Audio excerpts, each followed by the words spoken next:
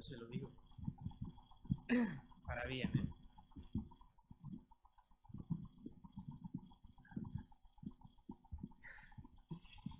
Vale, pues bueno, como ha dicho el pastor, estamos en familia, hemos superado el frío y el viento, así que os propongo que me acompañéis en la lectura que vamos a seguir a lo largo de esta tarde. Está en el Evangelio de Lucas, en el capítulo 13, versículos 18 y 19. Lucas 13, versículos 18 y 19. Ya sabéis que yo utilizo la nueva versión internacional. Quizás hay alguna palabra que no os cuadra, pero lo remarco siempre para que nadie piense que está en un versículo equivocado ni nada de eso. Porque también es la que utilizo en el resto de los versículos que iré citando. Lucas 13, 18, 19 dice así: ¿A qué se parece el reino de Dios?, continuó Jesús. ¿Con qué voy a compararlo? Se parece a un grano de mostaza que un hombre sembró en un huerto. Creció hasta convertirse en un árbol y las aves anidaron en sus ramas. También sabéis que me gusta comenzar normalmente con ejemplos que voy encontrando en lecturas que voy haciendo o en series que voy siguiendo, y esta tarde no quería tampoco que fuese de otra manera. Y nos vamos a ir a París, al constructor de la Torre Eiffel, porque en una entrevista concedida poco antes de la inauguración de la torre, este señor, que se llama Gustave Eiffel, el apellido es el mismo que la torre, decía lo siguiente: creo que la torre poseerá su propia belleza. Creo que la curvatura de los 4 bordes exteriores del monumento, que es lo que el cálculo matemático dicta que debería ser, dará una gran impresión de fuerza y de belleza. Si no os habéis enterado de lo de la curvatura y todo eso, no pasa nada. A mí me pasó también al principio. Lo importante es que él estaba convencido de que su obra poseía belleza y fuerza por sí misma. Curiosamente, la Torre Eiffel hoy está entre los 10 monumentos más visitados del planeta, pero la época en la que se construyó coincidía con un periodo de guerras, un periodo en el que el mundo estaba luchando los unos contra los otros. Se estaban preparando para la guerra y se quería demostrar fuerza y poder. Y la manera de demostrar fuerza y poder en aquel momento era construir grandes monumentos, construir torres fuertes, torres impactantes. Esta época pasó y después de las diferentes guerras, la fuerza ya no se demostraba construyendo grandes monumentos, construyendo grandes edificios, sino que se demostraba con acciones concretas. Y con esas acciones, manifestaciones, protestas, incluso más guerras, lo que se quería era arrebatar el poder para poseerlo. Es decir, era una lucha de poder, pero no se hacía construyendo grandes monumentos, sino que se hacía con acciones más pequeñas. Por último, esta época también pasó y ahora nos encontramos en nuestro contexto. En nuestro contexto, el poder y la fuerza, ¿cómo se ejercen? Se ejercen a través del pensamiento, se ejercen desde las ideas. Vemos que hay una lucha constante sobre transmitir lo que se piensa y transmitirlo de tal manera que parezca que es lo mejor, que lo que yo estoy pensando es lo correcto, es lo que está por encima de todo, y lo podemos ver en la política, en cuestiones sobre la sexualidad, incluso en cuestiones como el deporte. He querido comenzar con esta introducción muy sociológica, por decirlo de esta manera, para que esta tarde examinemos cómo es el reino de Dios. Este es el tema que nos va a concentrar esta tarde. ¿Cómo es el reino de Dios? ¿Cuál es su carácter? ¿Qué es lo que Dios nos dice en su palabra acerca de su reino en comparación a cómo los humanos hemos entendido el poder y la fuerza a lo largo del tiempo? Y me parecía interesante que nos acercásemos a través de este ejemplo, de estas 3 etapas, precisamente porque en el Evangelio ya encontramos esas tensiones entre poder, fuerza, entre diferentes grupos que querían controlar a la multitud. Lo vemos en el Imperio Romano. Lo vemos también en diferentes autoridades que estaban establecidas y reconocidas. Por ejemplo, los reyes y los gobernadores en el ámbito político, pero también los maestros de la ley en el ámbito religioso y social. Jesús tuvo que lidiar también con una tensión entre poderes, tuvo que lidiar, tuvo que transmitir su mensaje y tuvo que vivir su ministerio y su vida en un contexto también de entreguerras, por decirlo así, de constante combate. De hecho, es el mismo Jesús el que cuando está siendo juzgado delante de Pilato, le dice: mi reino no es de este mundo. Si lo fuera, mis propios guardias pelearían para impedir que los judíos me arrestaran, pero mi reino no es de este mundo. O sea que vemos en Jesús un contexto muy marcado, un contexto también de revolución, un contexto de lucha por los poderes, pero él se desmarca. Él se desmarca y dice: no he venido a conquistar Israel, no he venido a conquistar un país, no he venido a conquistar un continente, ni siquiera el mundo entero, porque mi reino no es de este mundo. Me ha parecido muy llamativo el contraste entre lo pequeño y lo grande. El contraste entre el grano de mostaza y la Torre Eiffel. Es una imagen que cuando estaba preparando la predicación me vino a la mente y quería compartirla.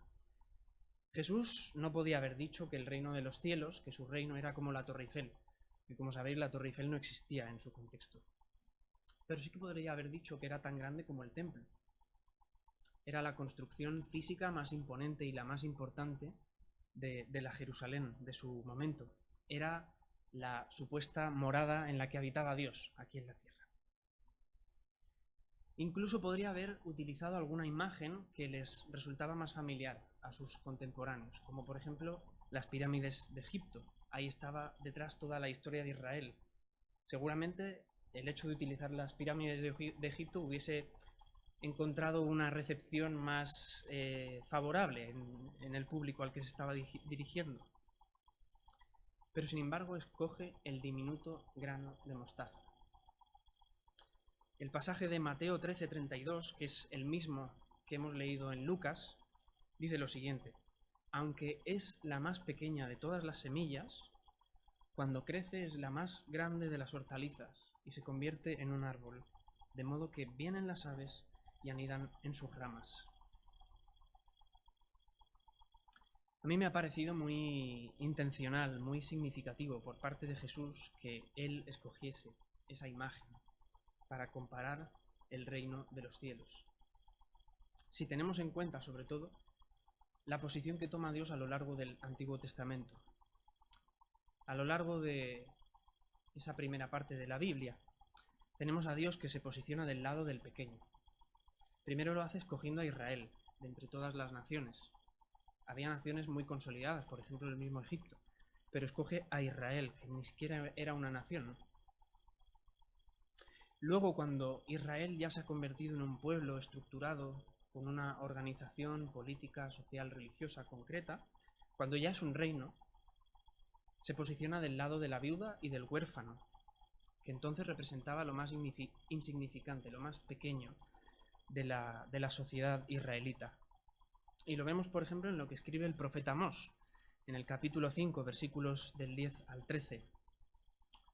Dios utiliza a este profeta, entre otros, para denunciar la injusticia que había en el reino de Israel. Y dice lo siguiente: vosotros odiáis al que defiende la justicia en el tribunal y detestáis al que dice la verdad. Por eso, como pisoteáis al desvalido y le imponéis tributo de grano, no viviréis en las casas de piedra labrada que os habéis construido, ni beberéis el vino de los selectos viñedos que os habéis plantado. Yo sé cuán numerosos son vuestros delitos y cuán graves vuestros pecados. Vosotros oprimís al justo, exigís soborno, y en los tribunales atropelláis al necesitado. Por eso, en circunstancias como estas, guarda silencio el prudente, porque estos tiempos son malos. Vemos a Dios posicionándose del lado del justo, del lado del necesitado, del lado de quienes más estaban sufriendo en el contexto. Una parte importante del rechazo que vemos por parte de Dios a los reinos de Israel y de Judá precisamente tiene que ver con esto, con la actitud que los judíos habían tomado con los necesitados de su época. Porque no se estaban diferenciando del resto de pueblos, no se estaban diferenciando del resto de naciones que no conocían a Dios y que no tenían sus leyes de amor y cuidado al prójimo. Estaban actuando igual que ellos. Hemos leído la palabra detestáis. Y Jesús en el mismo Evangelio lo compara con un crimen, ¿no? Como si fuese asesinar a alguien. Desde que el pueblo de Israel es constituido como nación y comienza a organizarse y a funcionar como tal, A través de la ley y de los sacrificios, Dios está demostrando que no le impresionan las grandes construcciones. No le impresiona el mucho poder, no le impresiona la mucha fuerza, no le impresiona la riqueza, no le impresionan las posiciones privilegiadas, sino comprometen el corazón de la persona. No le impresiona nada de lo que Israel podía llevar a Dios si realmente no le estaban llevando su corazón. Dice el pastor estadounidense Timothy Keller, una cita que me ha llamado mucho la atención, dice: una persona que sabía que podía ir a Dios con nada más que una taza de harina y una confesión de su pecado, y aún así recibir perdón, estaba aprendiendo algo fundamental acerca de la gracia de Dios. Dice: incluso el más poderoso de la tierra sabía que a Dios no se le impresionaba con los sacrificios más lujosos. Este rechazo que hace de los sacrificios Dios, este rechazo que hace de toda obra vacía, de toda demostración de poder y de fuerza, lo encontramos también al principio del libro de Isaías, cuando es Dios el que está hablando a través de este profeta y le pregunta al pueblo: ¿de qué me sirven vuestros muchos sacrificios? ¿De qué me sirve, Israel, que me traigáis todos estos sacrificios si no tengo vuestro corazón? No quiero que penséis que esta tarde estoy haciendo simplemente un discurso, una reivindicación a favor de los pobres. Hay posturas teológicas que se basan simplemente en eso. Por ejemplo, tenemos a los teólogos de la liberación que dicen que el reino de Dios viene con la reivindicación de los pobres aquí en la tierra. O, por ejemplo, dicen que la salvación no puede darse si no se dan antes una serie de cambios políticos y económicos. Nosotros no queremos eso. Nosotros pensamos que el posicionamiento de Dios a lo largo del texto bíblico, del lado de los más vulnerables y de los más necesitados, no atiende simplemente a una justificación aquí, no atiende a una reparación aquí en la tierra, porque eso lo podría hacer cualquier reino, al fin y al cabo, eso lo podría hacer cualquier sistema político, sino que se basa en una promesa de justicia mayor, una promesa de justicia que ya se encuentra en el propio anuncio del reino de Dios. Un reino sobre el que el mismo Isaías dice, en ese pasaje tan famoso, hablando del príncipe de paz, de ese niño que tiene que nacer, dice: se extenderá su soberanía y su paz no tendrá fin. Gobernará sobre el trono de David y sobre su reino para establecerlo y sostenerlo con justicia y rectitud, desde ahora y para siempre. Y esta promesa mesiánica está haciendo referencia a Jesús, ese príncipe de paz, ese niño que había de nacer para establecer ese reino de justicia y de rectitud que no se acabará.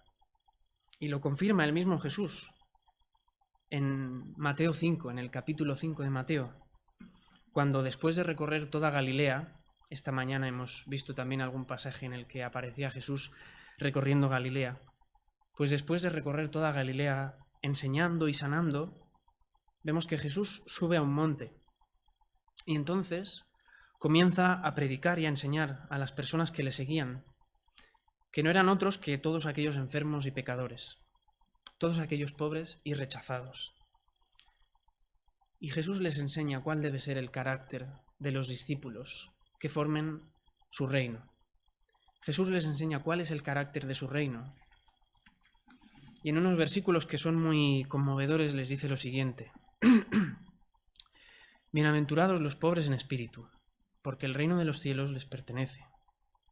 Bienaventurados los que lloran, porque serán consolados. Bienaventurados los humildes, porque recibirán la tierra como herencia. Bienaventurados los que tienen hambre y sed de justicia, porque serán saciados. Bienaventurados los compasivos, porque serán tratados con compasión. Bienaventurados los de corazón limpio, porque ellos verán a Dios.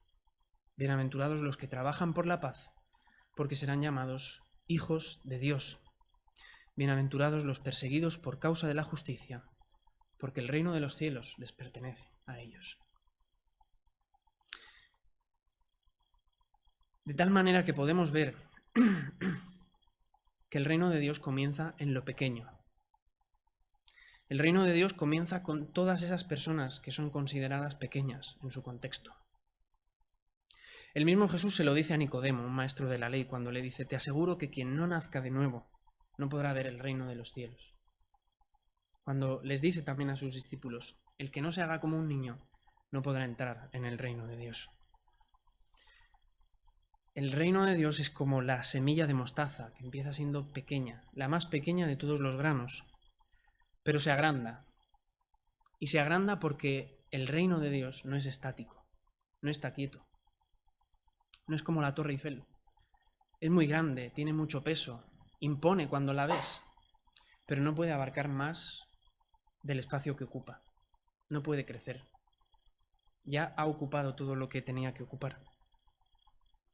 El reino de Dios no es como las pirámides de Egipto, que nos recuerdan un reino que tuvo mucho poder hace mucho tiempo. Quizás el reino más poderoso del mundo, pero que no superó su época. Quedó allí. No superó a su tiempo.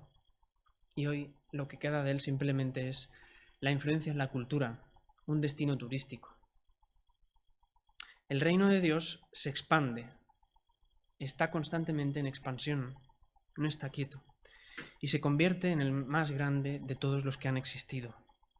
Exactamente como le dice Jesús a sus discípulos acerca de Juan el Bautista: os digo que entre los mortales no ha habido nadie más grande que Juan.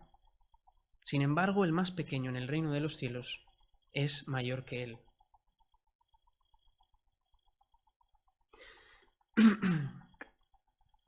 Al principio os he explicado 3 etapas.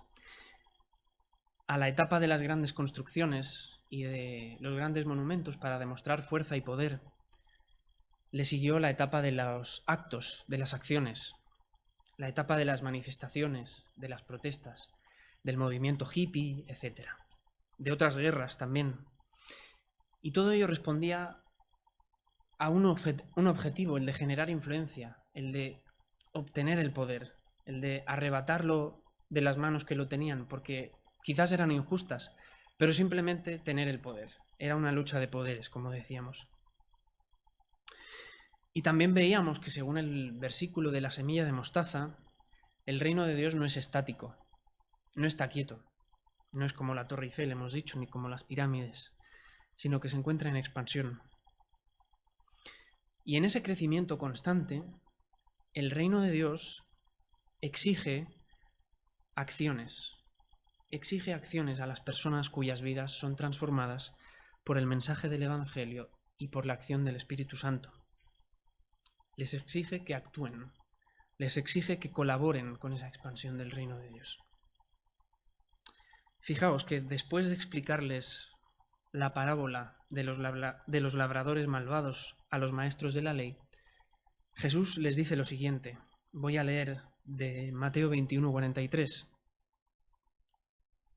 Por eso os digo que el reino de los cielos se os quitará a vosotros, y se les entregará a un pueblo que produzca frutos del reino.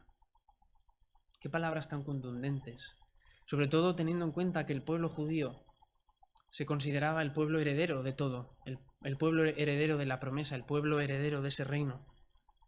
Y sin embargo aquí Jesús les está diciendo que se les quitará el reino y se les dará a aquellos que realmente produzcan fruto. Y no cualquier fruto, sino el fruto que pertenece a ese reino, el fruto que es propio del carácter de ese reino. De tal manera que vemos que exige acciones, nos exige acción. En el mismo Evangelio de Mateo encontramos otros ejemplos de esa acción que el reino nos exige. Os voy a dar una cita que no vamos a poder leer, porque son muchos versículos, pero si la queréis apuntar para leerla en casa, pues está bien. Se trata de Mateo 25, 14, 30. Mateo 25, los versículos del 14 al 30. Ahí Jesús está relatando una parábola. La historia de un hombre rico que se fue de viaje y dejó sus bienes al cuidado de 3 siervos con la intención de que se los cuidasen. Pero no solamente eso, sino de que también los multiplicasen. Esa intención de cuidado implicaba no simplemente tenerlos bien guardados, a cubierto, sino que realmente esos bienes fructificasen. Pero uno de los siervos se limitó a esperar, escondió la parte que le había sido dada y ésta no produjo nada. Se quedó igual, la conservó. Y a su regreso el Señor le dice lo siguiente: siervo malo y perezoso, ¿así que sabías que cosecho donde no se ha sembrado y recojo donde no se ha esparcido? Pues debías haber depositado mi dinero en el banco para que a mi regreso lo hubiese recibido con intereses. Debía haber producido fruto lo que te he dejado. Algo que comienza siendo tan pequeño como una semilla de mostaza no se puede guardar, no puede ser enterrado, no puede esconderse, no se puede quedar quieto. No se puede detener el avance del reino de Dios. Hagamos a título individual, pensemos en hacer o en dejar de hacer. El reino de Dios está en expansión y avanza y no lo podemos detener. Pero podemos tener la certeza de que Dios, a esos siervos, a esos discípulos que actúan como le sucedió a este de la parábola, los denuncia, los reprende, los despoja, les arrebata esa parte de colaboración que les ha sido dada. Esto es lo que le sucedió a Israel en el contexto de Isaías, del que hablábamos antes. En aquel contexto, en el contexto en el que Isaías comenzó a predicar, el reino de Israel era fuerte, era un reino políticamente fuerte, era un reino estable, era un reino rico, era un reino que no tenía necesidad de nada. Gobernaba el rey Uzías, después Jotán, después el rey Acaz. Era un reino que era reconocido en las naciones, un reino con el que se podía negociar. Pero era un reino que no representaba el carácter del reino de Dios. Era un reino que no representaba el corazón de Dios. Era un reino que se había alejado de Dios como el resto de reinos. Era un reino en el que había corrupción. Era un reino en el que se oprimía a los más débiles. Era un reino en el que faltaba la obediencia a Dios y la sinceridad en la adoración a Él. Por eso es que Dios les dice: lavaos, limpiaos, lavaos y limpiaos, apartad de mí vuestras obras. No sirve cualquier acción para el avance del reino de Dios. Solamente exigen, solamente sirven esos frutos, esas obras que reflejan el carácter del reino de Dios. De las demás podemos tener seguro que Dios está diciendo: aparta de mi vista tus obras, lávate y límpiate. Fijaos también lo que les dice Jesús a los maestros de la ley: os aseguro que los recaudadores de impuestos y las prostitutas van delante de vosotros hacia el reino de los cielos. ¿Cómo puede ser que alguien que se creía heredero del reino estuviese detrás de los más pecadores, de los más pequeños, de los más débiles? El principal ejemplo de acción para el desarrollo del reino de Dios lo encontramos en Jesús y en la cruz. Dice Romanos 5:17: por la transgresión de un solo hombre reinó la muerte. Pero con mayor razón los que reciben en abundancia la gracia y el don de justicia reinarán en vida por medio de un solo hombre, Jesucristo. Reinarán en vida. Imposible reinar en vida en un mundo como este de lucha de poderes. Aquí Pablo se está refiriendo al reino de los cielos también, un reino que ya ha sido proclamado y establecido por Jesús, un reino que ya ha vencido. Sobre este acto de Jesús en la cruz me ha parecido muy interesante y descriptiva una cita de un pensador cristiano indio, Vishal Mangalwadi. Él tiene un libro muy interesante que habla sobre cómo la Biblia ha afectado al cambio de las culturas en el mundo y dice lo siguiente. Dice: Jesús hizo del amor el valor supremo del reino de Dios. Este amor no era sentimentalismo. Iba más allá de amar al prójimo como a uno mismo. Su manifestación suprema era la cruz, es decir, sacrificarse por los demás, incluyendo a los enemigos. El coste del discipulado, lo que cuesta seguir a Jesús, implica renunciar a uno mismo. Y eso es algo que causa sufrimiento. nosotros podemos saberlo. Si cada uno a título individual nos ponemos a evaluar qué es lo que ha implicado para nuestras vidas seguir a Cristo, veremos que ha sido doloroso en algunos sentidos. Veremos que esa renuncia es dolorosa en algunos sentidos. Pero siendo que ese reino es establecido por Jesús, siendo que empieza desde lo pequeño y se extiende hasta hacerse grande, y siendo también que nos exige a nosotros acción como sus discípulos, estamos obligados a llegar a una conclusión. Y es que los discípulos de Jesús son aquellos que están dispuestos a sufrir por la extensión de su reino. Esto es lo que les escribe Pablo también a los tesalonicenses cuando les dice: el juicio de Dios es justo y Él os considera dignos de su reino, por el cual estáis sufriendo. Vemos a esa iglesia que estaba sufriendo ya, y estaba sufriendo precisamente por la expansión del reino de Dios que había comenzado con la obra de Jesús, pero después con la predicación de Pablo y los demás apóstoles que encontramos en Hechos.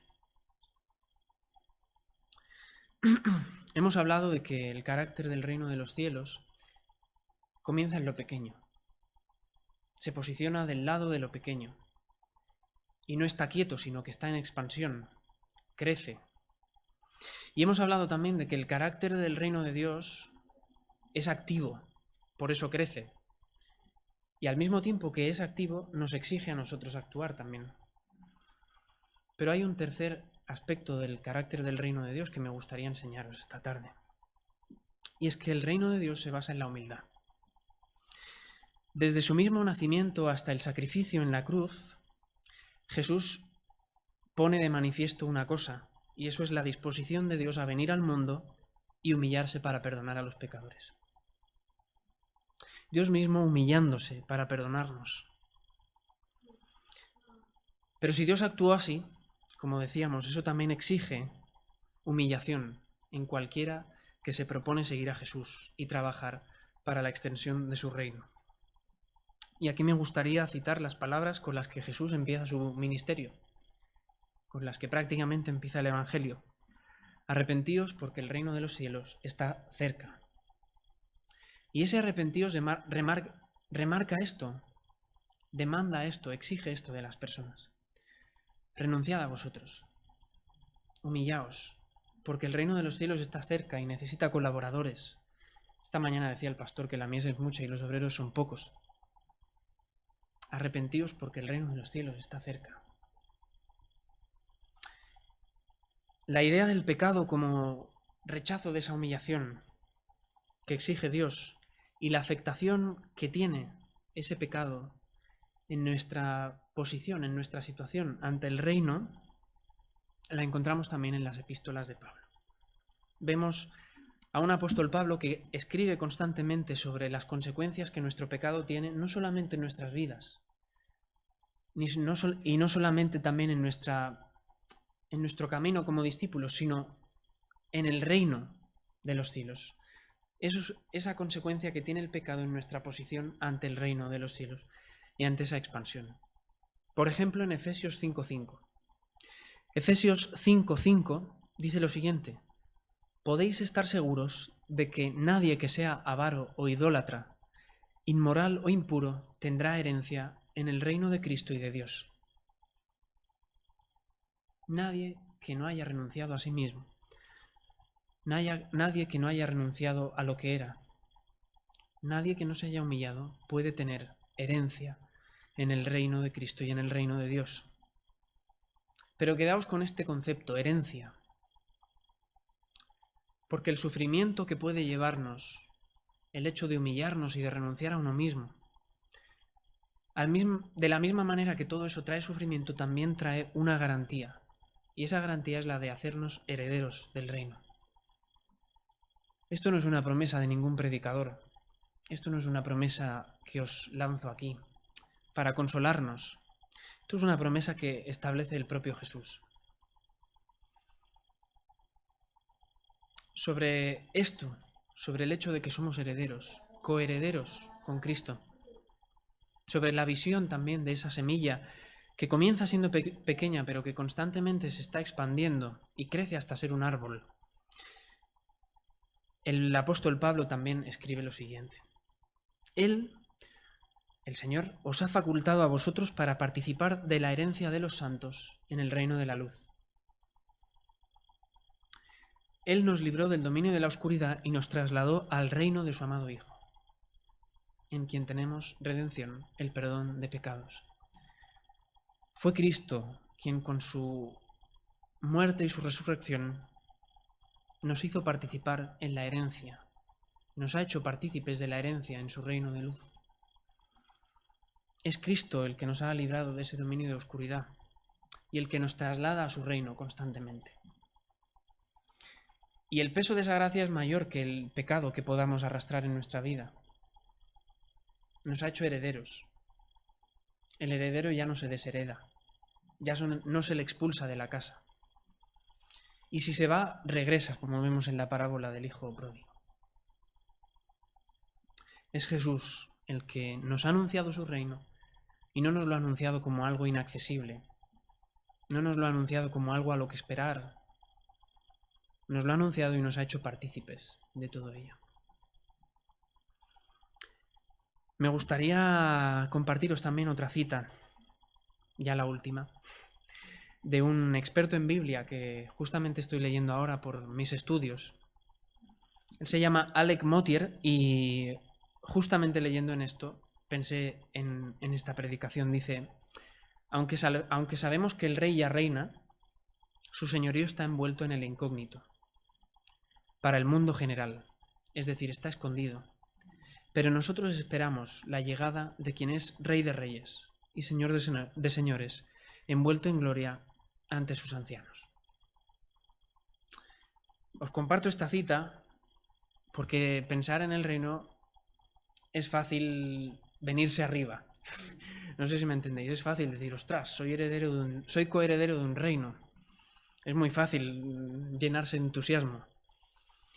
Pero sin embargo, a ojos del mundo, a ojos de quienes no creen en Jesús, a ojos de quienes no reconocen este sacrificio, los poderes que siguen gobernando son los que actúan desde los palacios, son los que actúan desde esas construcciones tan grandes que se construyeron precisamente para demostrar fuerza. Los poderes que gobiernan son los que tienen imperios económicos, empresas multimillonarias, que lo compran todo, que compran hasta vidas. Los poderes que siguen gobernando son los que tienen ejércitos multitudinarios, los que tienen bombas que pueden destruir no este planeta, sino 10 más como este. Y son también esas voces que están en posiciones de privilegio, esas voces que tienen el micrófono, las que pueden comunicar un pensamiento y las que tienen influencia para llegar a todas las personas. Recordad que hablábamos también de la lucha que hay ahora por el pensamiento, de la lucha que hay ahora por demostrar fuerza, pero ahí, en las ideas, en quién tiene razón. Pero permitidme que os diga que todos ellos no tienen autoridad. Su autoridad se limita en aquello que exigen, en aquello que piden. Piden reconocimiento y se les da. Piden autoridad y la tienen. Pueden tomar decisiones que nos afectarían en nuestras vidas. Pueden tomar decisiones sobre el funcionamiento de la sanidad, el funcionamiento de las pensiones, el funcionamiento de la economía. Pero no van más allá. No pueden ocupar más. Les pasa como la Torre Eiffel. Tienen mucho peso, ocupan mucho, imponen, incluso asustan a veces, pero no pueden abarcar más. Y no pueden abarcar más porque no tienen la capacidad de transformar la vida de las personas. No tienen la capacidad de transformar los corazones de las personas porque no han sacrificado su vida. No se han dado en sacrificio y lo han hecho por amor. No tienen esa capacidad porque no son justos. No trascienden más allá de su época porque no se humillan ni entienden el valor del sacrificio ni de la humildad. No van más allá porque no tienen un cuidado real de la viuda y del huérfano, ni se posicionan a su lado como veíamos que Dios hace. No tienen una preocupación sincera por la justicia, si ésta no responde a sus intereses. Y sin embargo Jesús representa a Dios entregándose a pesar de sus intereses y de la justicia. Todos estos poderes son poderes que acabarán siendo derrotados.